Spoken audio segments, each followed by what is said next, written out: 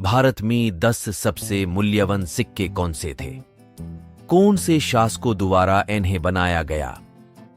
हमारे भारत के इतिहास से इनका क्या ताल्लुक है, चलो जानते हैं। मुगल स्वर्ण मोहर मुगल साम्राज्य द्वारा जारी किए गए सोने के सिक्के थे।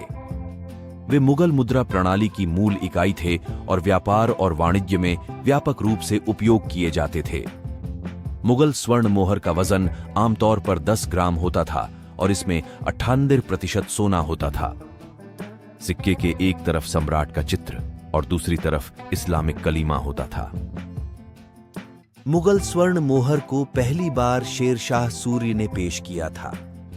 16वीं शताब्दी में और मुगल सम्राटों द्वारा जारी रखा गया था। वे मुगल साम्राज्य की समृद्धि और शक्ति का प्रतीक थे और आज भी संग्राहकों के बीच लोकप्रिय हैं।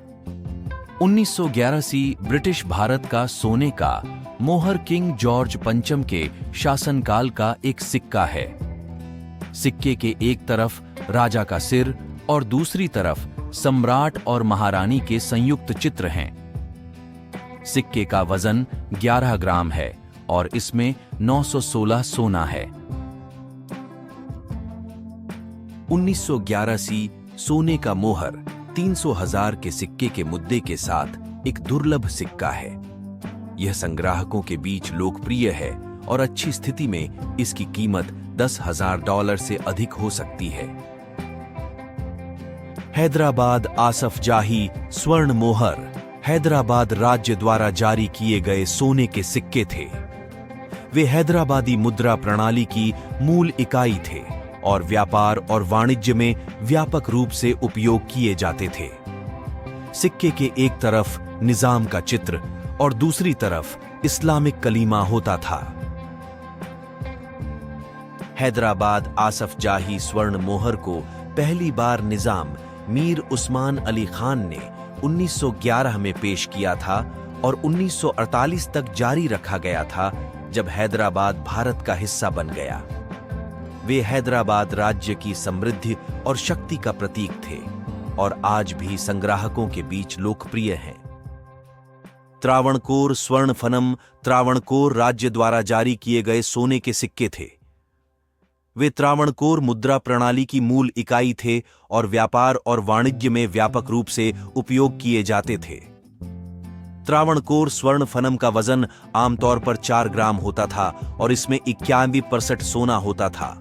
सिक्के के एक तरफ त्रावणकोर शाही परिवार के राजा या रानी का चित्र और दूसरी तरफ देवी लक्ष्मी का चित्र होता था। त्रावणकोर स्वर्ण फनम को पहली बार 18वीं शताब्दी में पेश किया गया था और 1947 तक जारी रखा गया था, जब त्रावणकोर भारत का हिस्सा बन गया। वे त्रावणकोर राज्य की समृद्धि और शक्ति का प्रतीक थे और आज भी संग्राहकों के बीच लोकप्रिय हैं। जयपुर सोने का मोहर जयपुर राज्य द्वारा जारी किए गए सोने के सिक्के थे।